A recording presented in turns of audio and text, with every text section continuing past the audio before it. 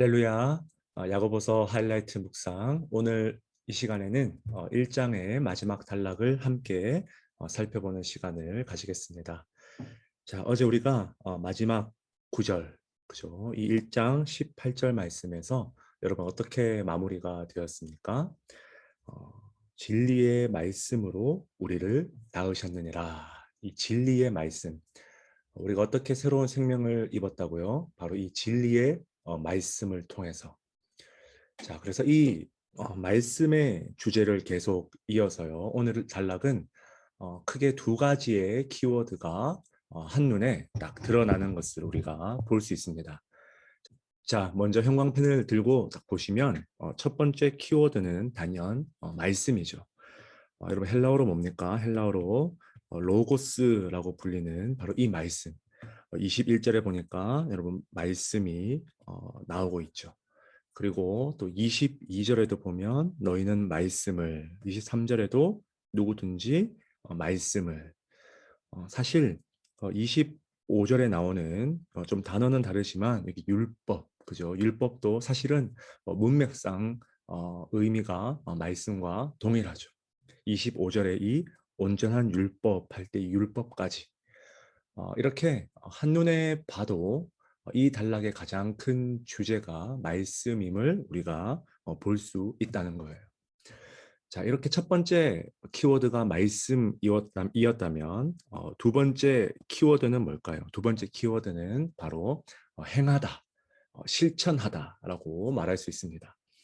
22절에 보니까 말씀을 행하는 자가 되고, 그죠?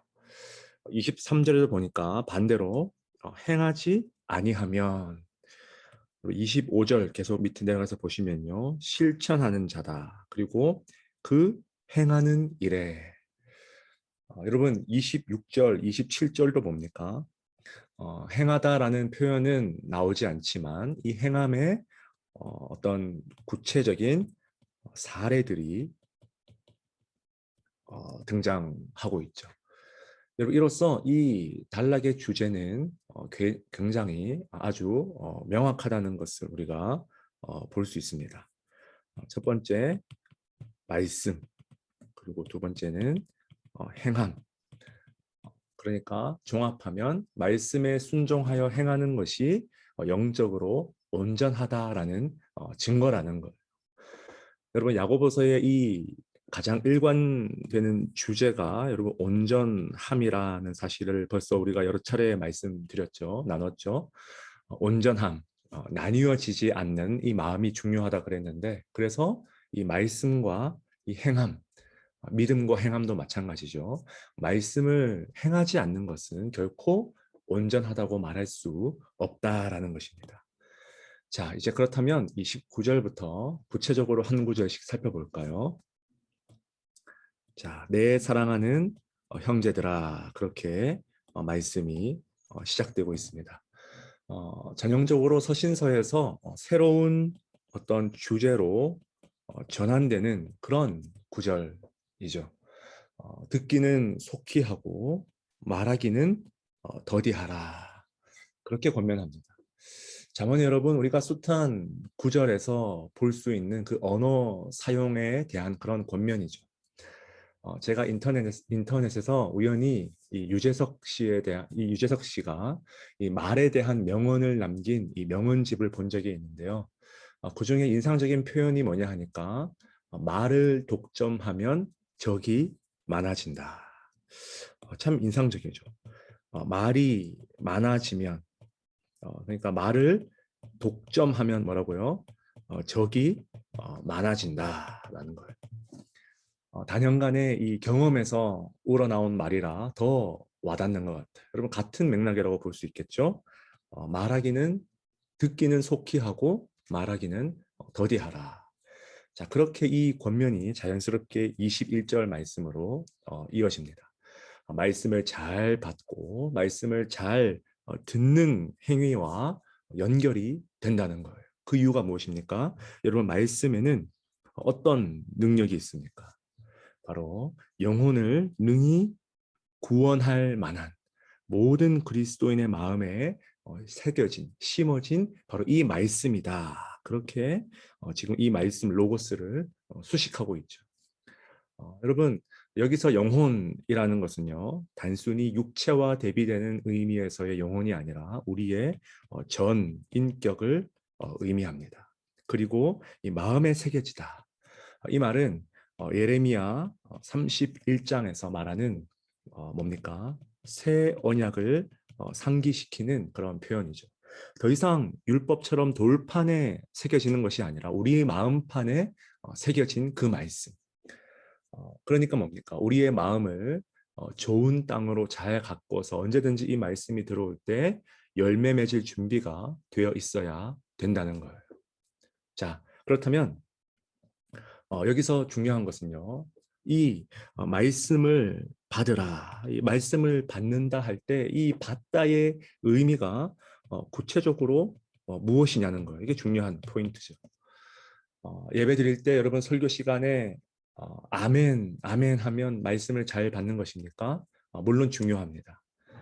우리가 큐티하면서 또 말씀을 묵상하면서 또 저 같으면 말씀을 연구하면서 새롭게 얻어진 깨달음 속에서 감탄하면서 아 그렇지 하면 여러분 그게 말씀을 잘 받는 것입니까? 물론 이것도 중요하죠. 그런데 야고보는 지금 이 말씀을 받는다 할 때 이 잘 받는다는 것이 뭘 의미하는지 계속해서 이제 구체적으로 이야기해 나간다는 거예요. 뭐라 말합니까? 말씀을 행하는 자가 되고 말씀을 행하는 자, 듣기만 하여 자신을 속이는 자가 되지 말라는 거예요. 여러분 예수님도 뭡니까? 누가복음 11장 28절에 보면 하나님의 말씀을 듣고 지키는 자가 복이 있느니라. 지키는 자가 복이 있다. 우리가 말씀을 통해서 새로운 생명을 통해 태어난 자들이라면 이 말씀이 우리 마음에 새겨졌다면 반드시 이것이 우리의 몸을 통해서 실제로 행해져야 된다는 것.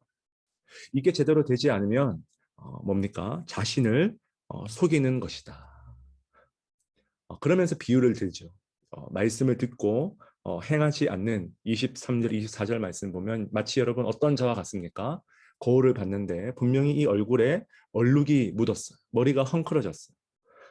저는 뭐 여자는 아니지만 뭐 화장이 망가졌어요. 그런데도 그것을 고치지 않고 뭡니까? 잊어버리고 그대로 두는 방치해 버리는 사람과 같다는 거예요. 분명히 정상적인 노멀한 행동은 아니죠. 그러면서 다시 한번 예수님처럼 뭡니까? 25절 말씀에 실천하고 행하는 자가 복이 있다. 여러분 예수님의 말씀을 자기 것으로 소화해서 지금 야고보가 새로운 청중들에게 말씀을 전하고 있다는 거예요. 자, 이제 여러분 결론입니다. 자, 이제 야고보는 말씀을 행하는 것을요. 자, 중요한 단어죠. 경건이라는 말과 연결을 시킵니다. 다시 말해서 진짜 경건이 무엇인가? 말씀을 지키고 행하는 것이 경건인데 크게 구체적으로 여러분 세 가지를 지금 제시하고 있습니다. 자, 이 세 가지는 앞으로 다양한 관점으로 변주되어서 야고보서에서 계속 등장할 주제니까 여러분 중요하게 알아두는 것이 중요한데요. 첫째는 26절에 나오죠. 첫째는 자기 혀를 잘 제어하는 것. 그죠? 혀를 제어하라. 자, 이 주제는 앞으로 이제 3장과 4장에 계속해서 주제가 등장합니다. 자, 그런가 하면 여러분 두 번째 주제는 무엇입니까? 두 번째는 고아와 과부를 그 환난 중에 돌보는 것. 조금 더 넓게 말하면 도움이 절실한 자들을 외면하지 않는 것이죠. 그리고 이 주제는 마찬가지로 2장과 또 5장에 계속해서 확장돼서 이 주제가 나옵니다. 자, 마지막 여러분 세 번째 주제, 세 번째 주제가 뭐냐면 자기를 지켜 새 속에 물들지 않는 것. 새 속에 물들지 않는 것. 이제 4장에서 또 이 주제가 더 자세하게 나올 거예요. 자, 그러니까 말하자면 지금 26절, 27절이 뭡니까? 이 두 구절들이 야고보서 전체 주제에 나오는 어떤 의제를 설정하는 아젠다를 설정하는 기능을 지금 담당하고 있음을 볼 수 있죠. 말씀을 행하는 것이 정말 절실히 중요하고 이것이 진짜 기독교의 표지다. 자, 그렇다면 구체적으로 세 가지 무엇을 잘 지켜야 되는가? 첫 번째, 혀를 잘 제어하는 것. 두 번째, 주변에 도움이 필요한 자들을 외면하지 않는 것. 그리고 마지막, 세속에 휘둘리지 않는 그런 물들지 않는 영성이다. 사랑하는 여러분, 오늘 이 말씀을 기준으로 볼 때 여러분은 참된 그리스도인의 표지대로 살아가고 계십니까?